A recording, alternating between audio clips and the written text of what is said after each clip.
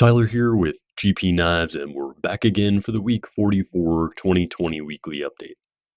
We'll start out this week with the Boker Kalashnikov out the front. This is a great value line offering from Boker Plus. You got a high saber ground blade of D2 with a tumbled black finish, a nice clip point profile that is reminiscent of the bayonet of the AK-47, which is where this knife takes its name. You got a solid out the front operation here. A nice textured handle with grooves that are similar to the handles of the out the side autos from Boker in the same line. A nice stainless steel deep carry clip, and all around solid construction and a great design and value in an out the front platform. Next up, we're going to take a look at a couple of knives from Giant Mouse Knives, and this is a collaboration between Danish custom knife makers Jens Anso and Jesper Voxnes. This is the Ace Clyde, and this knife takes its design inspiration from the Scandinavian Puukko as well as the Persian Pej Kabs. You've got a trailing point blade here with a crowned spine, and on this version it's made from satin finished Böhler M390. You got solid brass handles on this one with black accents and an inset stainless steel liner, as well as a black tip-up right hand only carry pocket clip. Nice snappy deployment there, and despite being compact in size, it is quite robust. We'll take a look at it here with the Spyderco Delica. So comparable in size here. You can see it's got a bit more cutting edge as well as more belly on the blade. The actual blade length is going to be pretty close to the same on these two.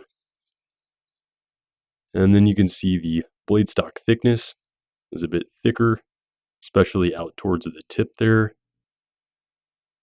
So quite robust despite being compact and slim for carry. And we'll take a look at the footprint here. So you can see the blade is swallowed up into the handle there for a very slim footprint.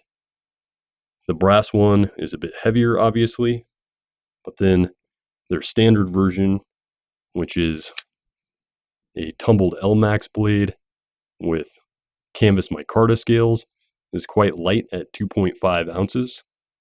So still a great design, a bit of added traction there, and just an all-around solid daily carry performer. And then we've got the Ace Sonoma, based off of the limited production GM3. Nice slim high performance gentleman's carry folder. This one's got a blasted and tumbled Böhler M390 blade and tumbled black PVD coated titanium handles. They also make this same design with a satin blade and standard tumbled handles. You've got bronze anodized titanium pivot collars, partial backspacer, and 3D machined tie pocket clip. Got a ceramic ball bearing pivot and detent for a snappy flipper deployment, and just a nice solid all-around knife. And we'll take a look at this with the Spyderco Sage 5 here, just for, again, another size comparison. So you can see a bit more cutting edge there, both with a nice forward finger choil. Blade stock thickness is similar, but you've got that high saber grind on this. Nearly a full flat grind, but you can see there is a bit of flat there, which is going to give it a more robust tip. Some jimping out towards the spine that is very well placed for traction in the hand. Functional grip area is going to be about the same on these two. So packing a little more blade and cutting edge, into about the same package there lengthwise. The inside of the handles are not milled, so it does have a nice heft in the hand and a nice slim footprint for carry. And you can check out the overview on both the Ace Sonoma and the Ace Clyde up on the channel now.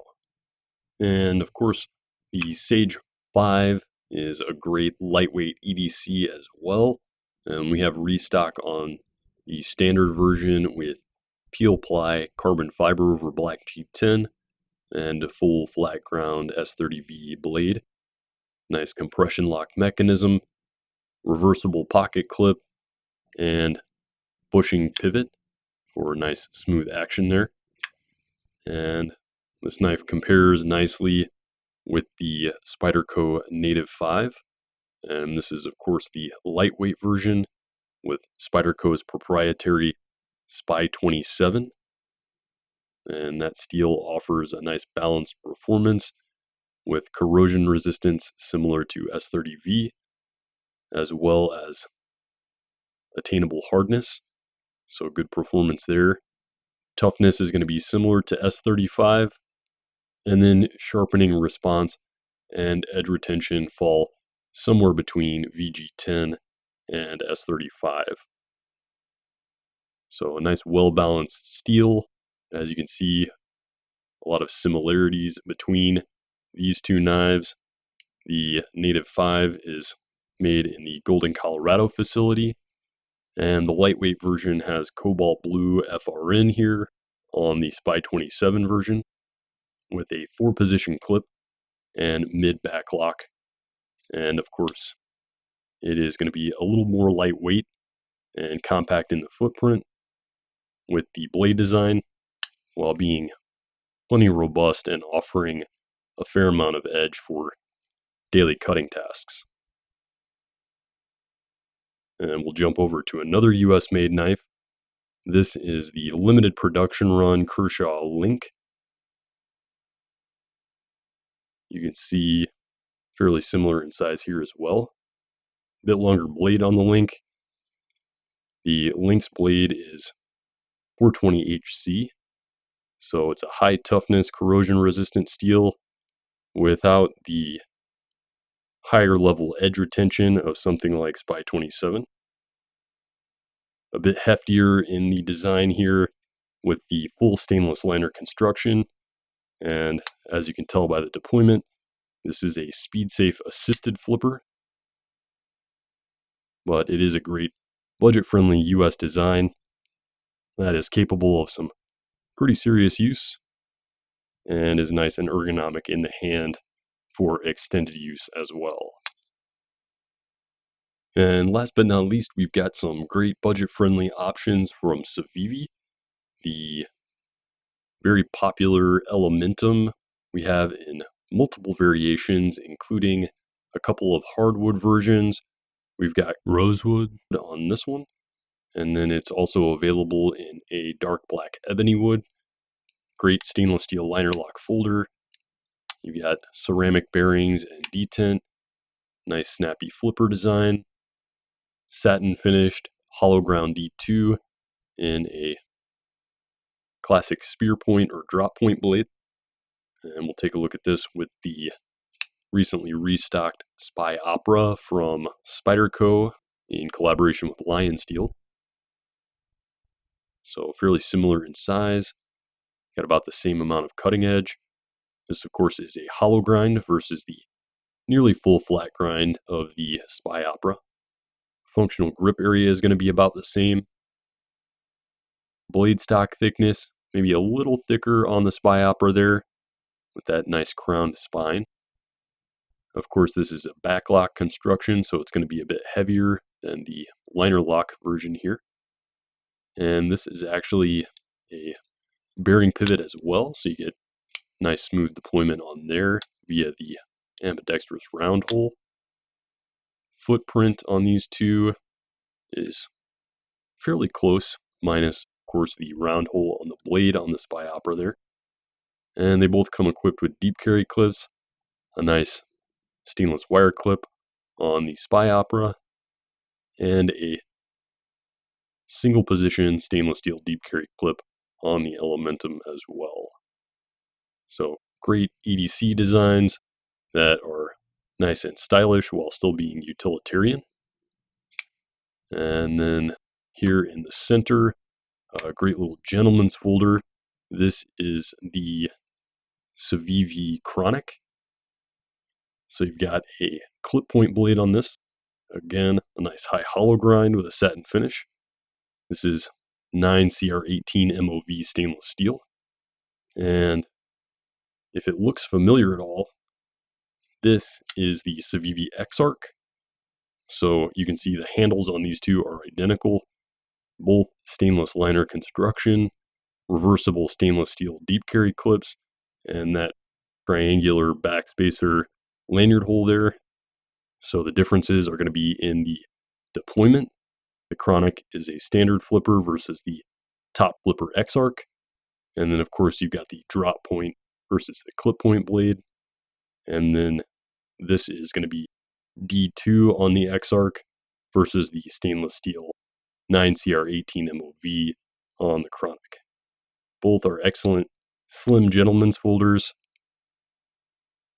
well built and well designed, and provide plenty of slicing performance in a very slim and compact package for daily carry. And then lastly, if you're looking for something a bit beefier and more tactical in design, the Brigand from Civivi is a great choice. You've got hand-rubbed black Damascus on the blade on this one, sort of a scimitar style blade with this reverse tanto point, a full-length top swedge, and a high height saber grind.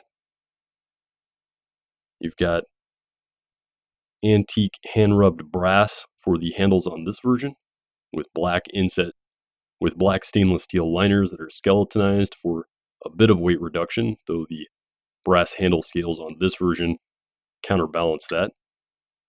Again, you've got a ceramic bearing pivot and detent, nice snappy deployment, neutral handle design that is comfortable in multiple grip positions for a nice versatile design.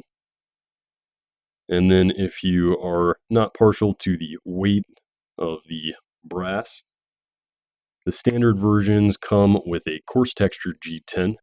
This version comes in black with black liners and a standard high polished Damascus blade. And then just the baseline version is going to have a D2 blade in this exact same profile. Great design for heavier use while still being relatively lightweight and compact in the footprint. Take a look at this in the closed position here with the Spyderco Delica again. So you can see not a whole lot larger than the Delica overall. A bit heavier, but not by a whole lot. And then cutting edge, a bit more cutting edge with that blade that is wide all the way out nearly to the tip. Blade stock thickness, fairly thin, as is typically the case with Civivi. So nice slicing performance there. And then of course the 9CR18 MOV is going to be a fairly tough and corrosion resistant steel. And that is the core of the Damascus on these. And then it is also stainless cladding on the Damascus for that patterning as well. A bit thicker in the handle, and again, similar in the footprint, maybe just a little bit longer on the Brigand.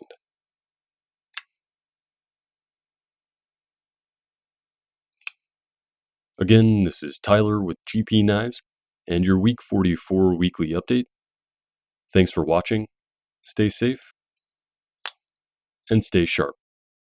If you like what you've seen today and you'd like to see more, follow us on social media, like the video below, and subscribe to our YouTube channel feed for updates on all new products.